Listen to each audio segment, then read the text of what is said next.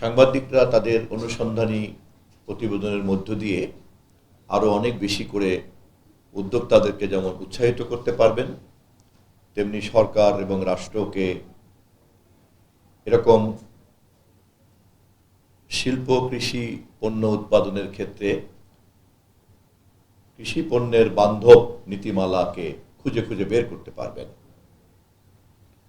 আমাদের সরকার, আপনারা জানেন, দেশের সবচাইতে বিশ্বাসযোগ্য নির্বাচনের মধ্য দিয়ে নির্বাচিত সরকার। আমাদের মাননীয় প্রধানমন্ত্রী জনাব তারেক রহমান বুদ্ধি হওয়ার পর থেকেই বাবা এবং মাকে দেখেছেন কিভাবে দেশ চালান। ক্ষমতায় আসার আগেই তিনি বলেছেন, আই হ্যাভ এ প্ল্যান।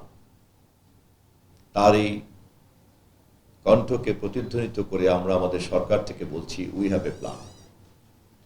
এবং অবশ্যই আমাদের এই পরিকল্পনার মধ্যে কৃষি একটি গুরুত্বপূর্ণ কম্পোনেন্ট, এবং সে কারণেই আমরা ক্ষমতা গ্রহণ করার পরপরই 10,000 টাকার কৃষি ঋণ সুদের মূল্যে আমরা মওকুফ করে দিয়েছি।